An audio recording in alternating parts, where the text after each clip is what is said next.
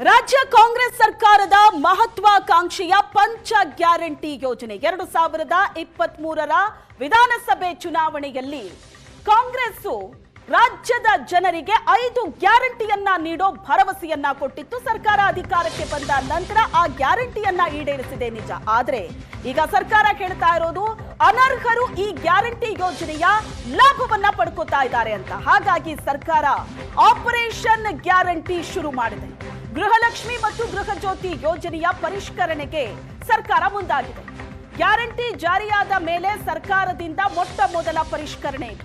ರಾಜ್ಯ ಕಾಂಗ್ರೆಸ್ ಸರ್ಕಾರ ಅಧಿಕಾರಕ್ಕೆ ಬಂದು 3 ವರ್ಷ ಆಗಿದೆ. ಈಗ ಮೊಟ್ಟ ಮೊದಲ ಬಾರಿಗೆ ಪರಿಷ್ಕರಣೆ ಮಾಡೋದಕ್ಕೆ ಸರ್ಕಾರ ಮುಂದಾಗಿದೆ.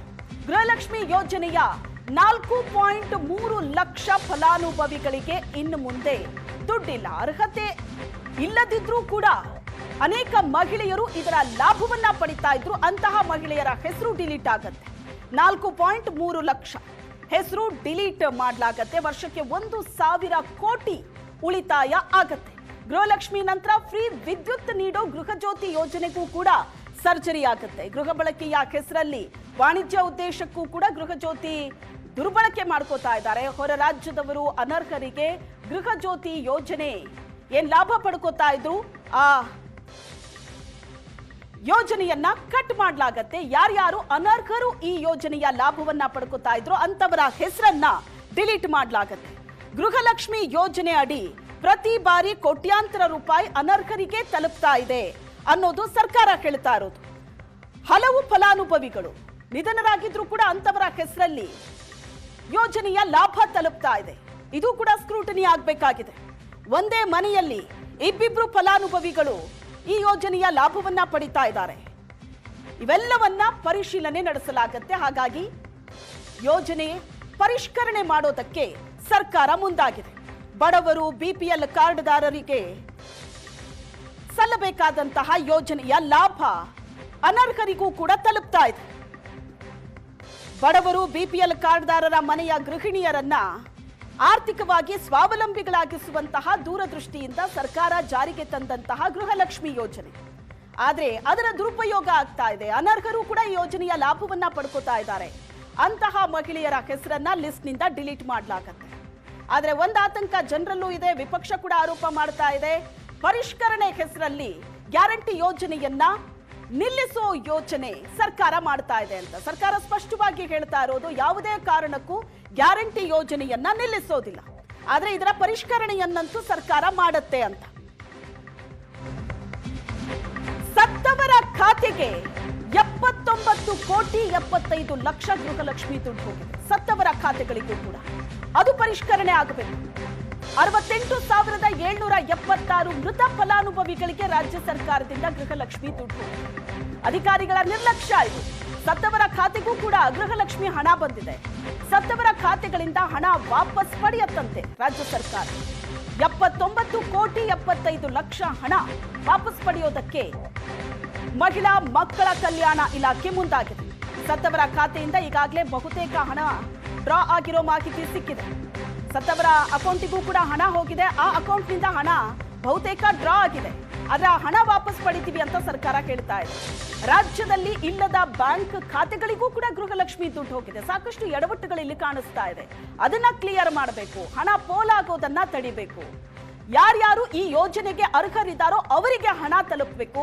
ಯೋಜನೆಯ ಲಾಭ ಅವರುಗಳು ಪಡ್ಕೋಬೇಕು ಅನ್ನೋದು ಸರ್ಕಾರ ಹೇಳ್ತಾ ಇರೋದು. ಏರ್ಟೆಲ್, ಪೇಟಿಎಂ ನಂತಹ ಪೇಮೆಂಟ್ ಬ್ಯಾಂಕ್ ಖಾತೆಗೂ ಕೂಡ ಗೃಹಲಕ್ಷ್ಮಿ ದುಡ್ಡು ಹೋಗಿದೆ. ಸರ್ಕಾರದ ಗ್ಯಾರಂಟಿ ದುಡ್ಡು ಅಧಿಕಾರಿಗಳ ನಿರ್ಲಕ್ಷ್ಯದಿಂದ ಬೇಕಾಬಿಟ್ಟಿ ಹಂಚಿಕೆ ಆಗ್ತಾ ಇದೆ. ಈ ಯೋಜನೆ ರಾಜ್ಯದಲ್ಲಿ ಜಾರಿಗೆ ಬಂದು 3 ವರ್ಷ ಆಗಿದೆ. 2023ರ ವಿಧಾನಸಭೆ ಚುನಾವಣೆಯಲ್ಲಿ ಕಾಂಗ್ರೆಸ್ ರಾಜ್ಯದ ಜನರಿಗೆ ಕೊಟ್ಟಂತ ಪಂಚ ಗ್ಯಾರಂಟಿಯ ಭರವಸೆ. ಸರ್ಕಾರ ಅಧಿಕಾರಕ್ಕೆ ಬಂದ ನಂತರ ಗ್ಯಾರಂಟಿಯನ್ನ ಈಡೇರಿಸಿದೆ ನಿಜ.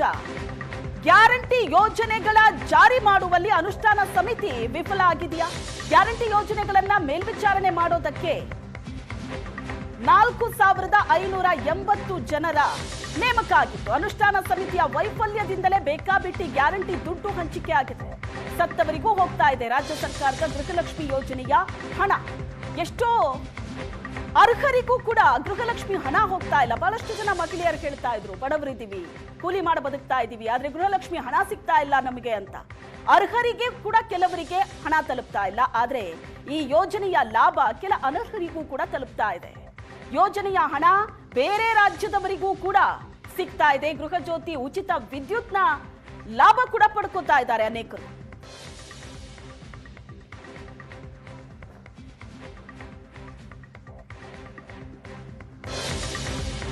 ಗ್ಯಾರಂಟಿ ಪರಿಷ್ಕರಣೆ ಮಾಡೋದಕ್ಕೆ ರಾಜ್ಯ ಕಾಂಗ್ರೆಸ್ ಸರ್ಕಾರ ಏನ್ ಮುಂದಾಗಿದೆ, ಇದರ ವಿರುದ್ಧ ವಿಪಕ್ಷಗಳು ಆರೋಪ ಮಾಡುತ್ತಿವೆ.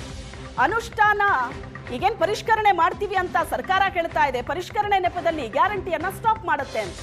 ಈ ಆರೋಪಕ್ಕೆ ಸಿಎಂ ತಿರುಗೇಟನ್ನ ಕೊಟ್ಟಿದ್ದಾರೆ. ಯಾರಿಗೂ ಯಾವ ಕಾರಣಕ್ಕೂ ಗ್ಯಾರಂಟಿ ನಿಲ್ಲಿಸಲ್ಲ ಅಂತ ಸಿಎಂ ಡಿಕೆ ಶಿವಕುಮಾರ್ ಸ್ಪಷ್ಟನೆ ಕೊಟ್ಟಿದ್ದಾರೆ.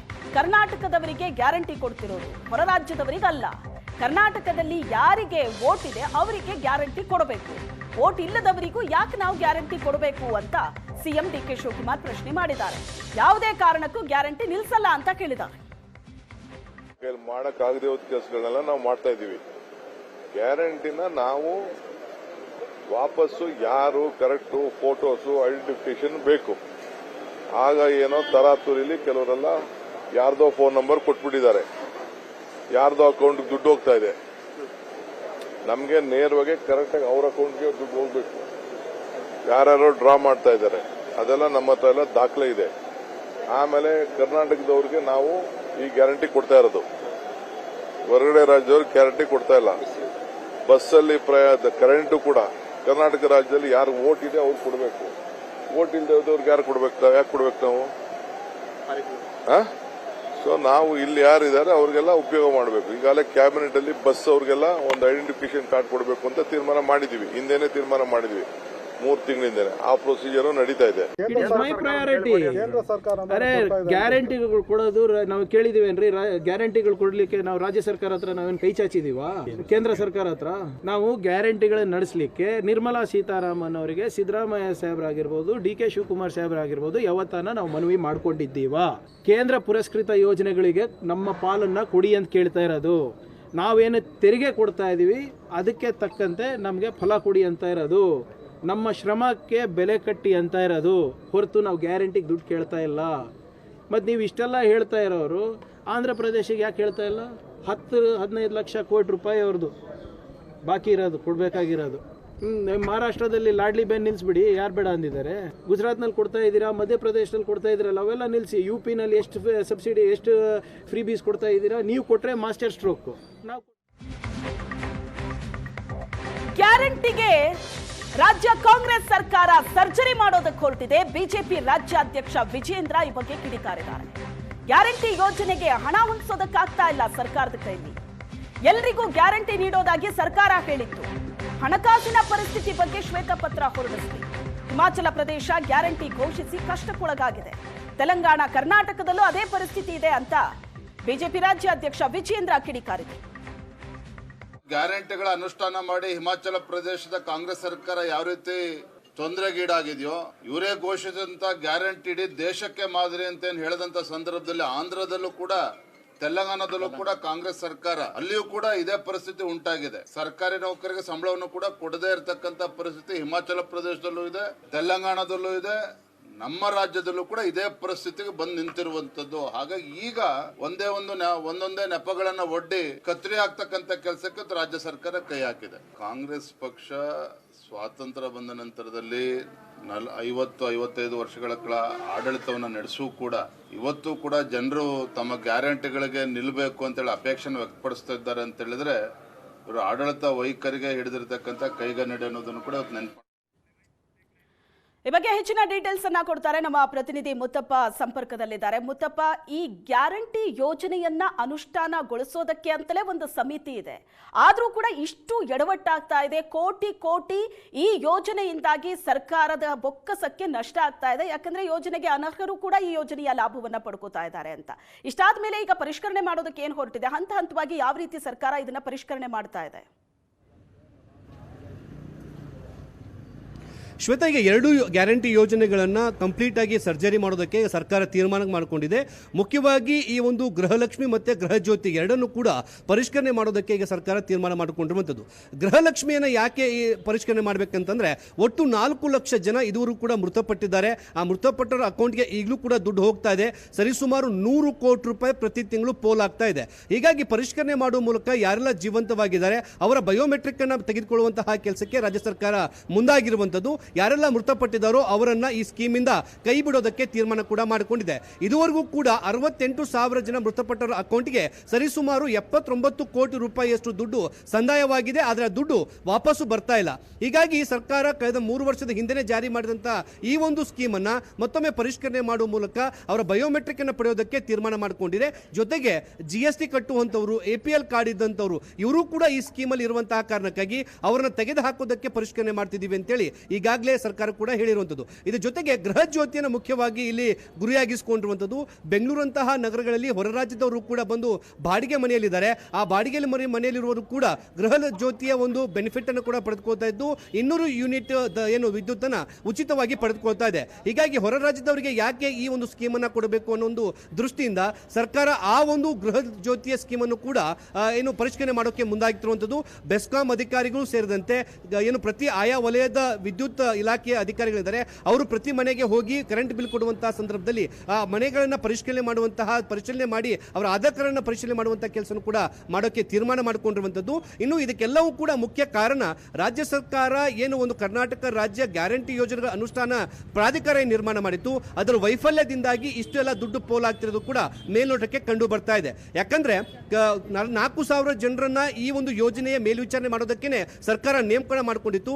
ಪ್ರತಿ ತಿಂಗಳು ಇವರಿಗೆ 1,90,00,000 ರೂಪಾಯಿ ದುಡ್ಡು ಗೌರವ ಧನವಾಗಿ ನೀಡಲಾಗ್ತಾ ಇತ್ತು. ಈ ಗೌರವ ಧನ ಪಡೆದರೂ ಕೂಡ ಮೇಲ್ವಿಚಾರಣೆ ಮಾಡುವುದರಲ್ಲಿ ವಿಫಲವಾಗಿರುವಂತಹ ಕಾರಣಕ್ಕಾಗಿ ಮೃತರ ಅಕೌಂಟ್ಗೂ ಕೂಡ ದುಡ್ಡು ಹೋಗ್ತಾ ಇದೆ. ಸರ್ಕಾರಿ ಕಚೇರಿಯಲ್ಲಿ ಇರುವಂತರಿಗೂ ಕೂಡ ಗೃಹಲಕ್ಷ್ಮಿ ದುಡ್ಡು ಹೋಗ್ತಾ ಇದೆ. ಹೀಗಾಗಿ ಸರ್ಕಾರ ಇದೆಲ್ಲವನ್ನು ಕೂಡ ಪರಿಗಣಿಸಿ ಈಗ ಪರಿಷ್ಕರಣೆ ಮಾಡೋಕೆ ತೀರ್ಮಾನ ಮಾಡಿಕೊಂಡಿದ್ದು 1,000 ಕೋಟಿ ರೂಪಾಯಿನ ಉಳಿತಾಯ ಮಾಡೋದಕ್ಕೆ ಚರ್ಚೆ ಮಾಡ್ತಾ ಇದೆ. Shweta, yes, thank you Muthappa.